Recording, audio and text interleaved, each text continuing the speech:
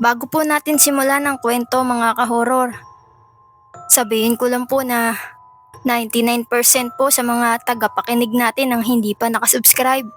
Kaya kung isa ka dun, baka pwedeng pasubscribe naman ka-horror. Maraming salamat. Isang magandang gabi ho sa lahat. Tawagin nyo na lang ako sa pangalang Isaak. At ang ikikwento ko ay isang pangyayaring hanggang ngayon ay hindi ko pa rin maipaliwanag. Nangyari ito noong tag-ulan, nang sumama ako sa 3 kong kaibigan para mag-hiking sa isang bahagi ng kabundukan malapit sa Sierra Madre sa bandang Tanay Rizal. Pamilyar sa amin ang lugar dahil ilang beses na rin kaming nakapunta roon. Pero noong gabing iyon, Buspaw, ay may nangyari na hindi ko kailanman makakalimutan. Bandang 7:00 ng gabi, nang mapansin naming mabilis nang dumilim. Dahil malakas ang ulan, nagpasya kaming bumalik sa isang maliit na kubo na ginagamit ng mga lokal na guide bilang pahingahan. Habang naglalakad kami sa makitid na trail, biglang napansin ko ang isang maliit na asul-berdeng liwanag mula sa pagitan ng mga puno. Akala ko noong una ay flashlight lang iyon ng ibang umaakyat. Pero kakaiba ang liwanag, Boss Pau. Walang taong may hawak nito. At habang nakatingin kami, parang gumagalaw ito ng dahan-dahan papalapit sa amin. Naalala ko agad ang kwento ng mga matatanda tungkol sa San Telmo. Isang misteryosong apoy o liwanag na madalas makita sa mga malalawak na lugar, lalo na sa gabi at kapag maulan. May mga nagsasabing natural phenomenon lamang iyon. Pero sa mga lumang kwento, may mas nakakatakot na paniniwala tungkol dito. Sinubukan naming wag pansinin ang liwanag. Pero habang naglalakad kami, napansin kong hindi na ito nananatili sa malayo. Sumusunod na ito sa amin. Huminto kami. Huminto rin ang liwanag. Nagpatuloy kami at ganoon din ang ginawa nito. Hanggang sa makarating kami sa isang bahagi ng trail kung saan wala nang ibang tunog kundi ang ulan at hangin. Doon biglang namatay ang ilaw ng flashlight ko. Kasunod noon, Buspaway, isa-isa ring namatay ang ilaw ng mga kasama ko. At sa dilim, nakita namin ang San Telmo. Mas malapit na. Halos nasa taas na ito ng isang puno. Hindi ito parang ordinaryong apoy. Para itong kumikislap na asul na bola na walang pinanggagalingan. At pagkatapos ay bigla itong gumalaw, diretso, papunta sa amin.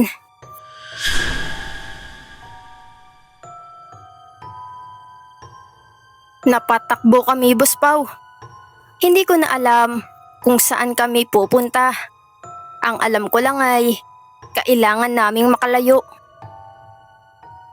Pero habang tumatakbo ako, narinig ko ang isang kakaibang tunog sa likuran ko. Parang may mga yabag na sumasabay sa bawat hakbang ko. Paglingon ko, wala naman akong nakita. Pero naroon pa rin ang liwanag. At ang mas nakakatakot, hindi na ito nasa likuran ko. Nasa harapan ko na mismo. Parang hinihintay lang ako. Nang gabing iyon, Buspaway, nakabalik kami sa kubo nang hindi namin alam kung paano.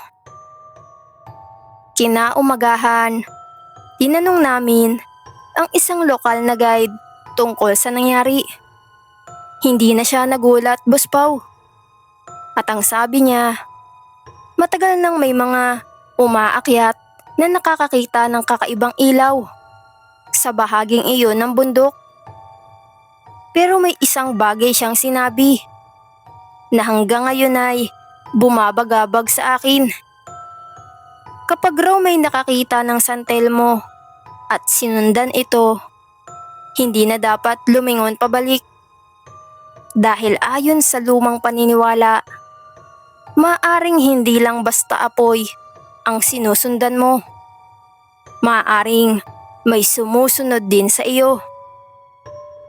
Hanggang ngayon ay hindi ko alam kung ano talaga ang nakita namin noong gabing iyon. Maaring may siyentipikong paliwanag ang liwanag na iyon.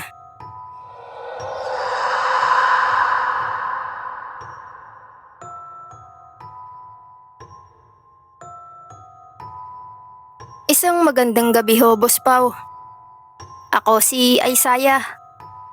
At ang kwentong ikikwento ko ay tungkol sa isang pangyayaring hanggang ngayon ay hindi ko pa rin maipaliwanag. Nangyari ito ilang taon na ang nakalipas sa isang liblib na bahagi ng Sierra Madre, malapit sa mga kabundukan ng Tanay Rizal. Doon ako sumama sa 3 kong kaibigan para maganap ng isang magandang lugar na pwedeng pagkampingan. Bago kami umakyat, Boss Pau, ay may isang matandang lalaki sa barangay na paulit-ulit na nagbabala sa amin. Huwag daw kaming kukuha ng kahit anong bagay sa gubat. Huwag daw basta-basta puputol ng puno. At higit sa lahat ay huwag daw kaming mangiistorbo sa mga lugar na parang walang dumadaan. Pero hindi namin siya pinansin, Boss Pau. Bandang 5:00 ng hapon, habang naglalakad kami sa isang masukal na bahagi ng bundok, may napansin akong maliit na punong balete na napapalibutan ng malalaking bato.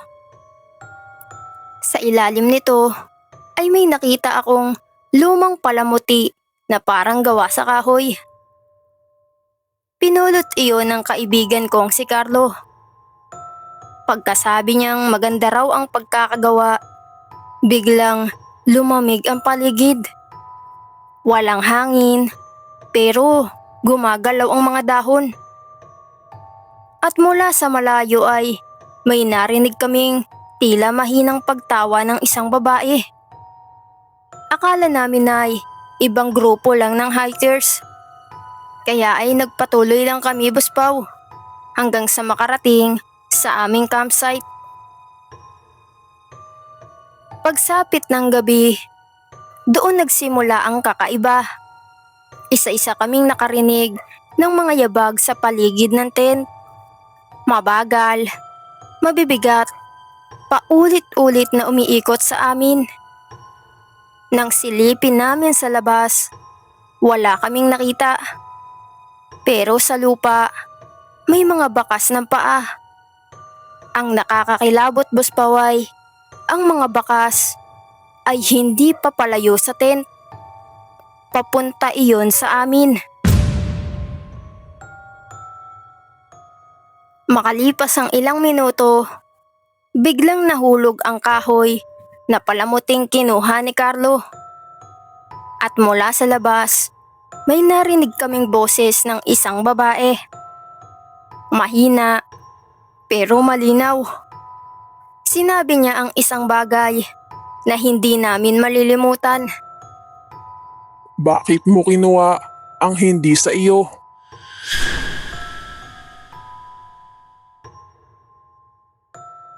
Nagsimula kaming magdasal, Boss Pau. Samantala, unti-unting dumilim ang paligid kahit maliwanag pa dapat ang buwan.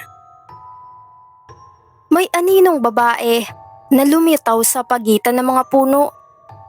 mahaba ang buhok at nakasuot ng lumang puting damit. Hindi namin makita ang mukha niya, pero ramdam namin ang galit niya. Kinabukasan, Buspaw, nakita namin si Carlo na nakahandusay ilang metro mula sa campsite. Hindi niya maalala kung paano siya nakalabas ng tent. Ang tanging sinabi niya ay may babaeng paulit-ulit na sumusunod sa kanya habang natutulog siya. Agad naming ibinalik ang kahoy na palamuti sa lugar kung saan niya ito kinuha. Pagkatapos noon ay bigla nang bumalik ang normal na tunog ng kagubatan. Umuwi na rin kami, Buspaw, at hindi na bumalik pa doon.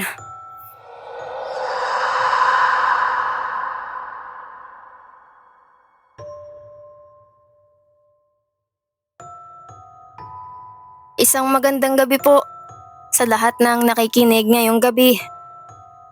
Tawagin niyo na lang ako sa pangalang Jacob. May isang lumang paniniwala sa ilang bahagi ng Visayas at Mindanao tungkol sa isang nilalang na tinatawag na sigbin. Ayon sa mga kwentong bayan, isa itong misteryosong hayop na kadalasang lumalabas sa gabi.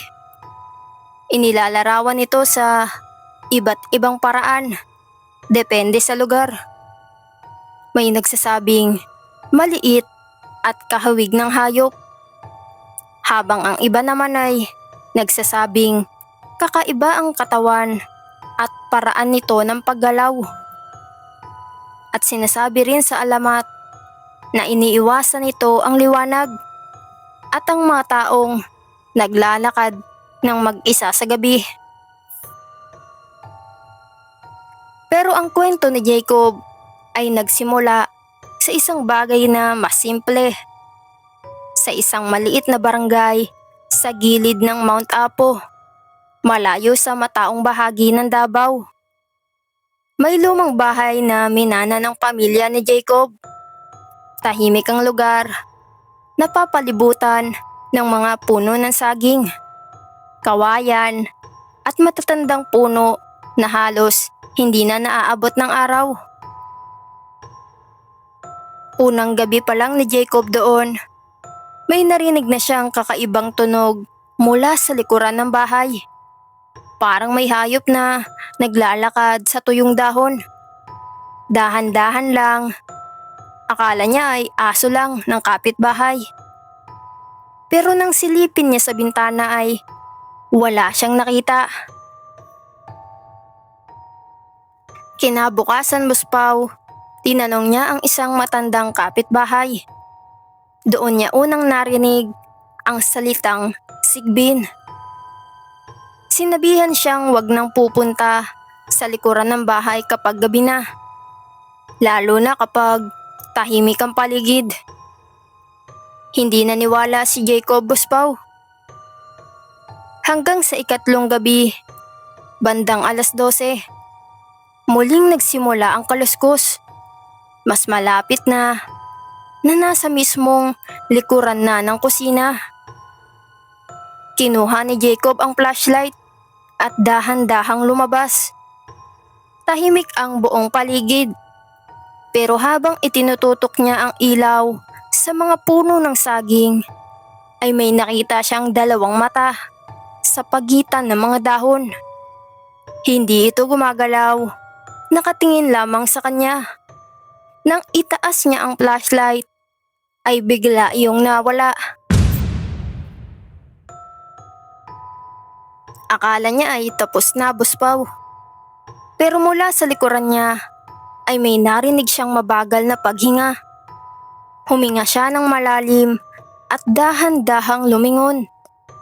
Pero wala. Pagbalik niya sa bahay, napansin niyang may mga marka sa lupa sa tabi ng pintuan. Hindi parang yapak ng aso, Buspaw. Hindi rin parang sa pusa. Maliit lang iyon, pero malalim ang pagkakabaon sa lupa. Kinabukasan, sinabihan siya ng matanda na huwag nang subukang alamin kung ano iyon. Pero dahil sa takot at curiosity, nang sumunod na gabi ay naglagay si Jacob ng maliit na ilaw sa likuran ng bahay. Bandang 2:00 ng madaling araw, biglang namatay ang ilaw, Buspaw. At kasunod noon, ang isang tunog. Mas mabilis, palapit ng palapit, hanggang sa tumigil ito sa mismong ilalim ng bintana. Hindi gumalaw si Jacob, Buspaw. Pagtingin niya sa salamin ng bintana, may aninong nakatayo sa likuran niya. Mababa, baluktot, at parang hindi normal ang hugis ng katawan. Hindi siya lumingon. Ilang segundo siyang nakatitig lamang sa salamin. Pagkatapos, narinig niya ang isang mahinang kalabog sa bubong. Sinundan ng isa pa at isa pa uli, hanggang sa tila may gumagapang sa ibabaw ng buong bahay. Kinabukasan, Buspaw, ay umalis agad si Jacob at bumalik sa Davao City. Hindi na niya muling tinulugan ang lumang bahay. Hanggang ngayon, hindi niya alam kung ano talaga ang nakita niya. Pero ayon sa mga matatanda sa lugar, may mga bagay daw na hindi kailangang makita para paniwalaan. Dahil sa mga kwentong bayan tungkol sa Sigbin, ang pinakamapanganib na gabi ay hindi yung maingay ang paligid, kundi yung gabing tumahimik ang lahat at may naririnig kang kaluskos sa likuran ng bahay. Pero kapag tumingin ka, wala kang makikita.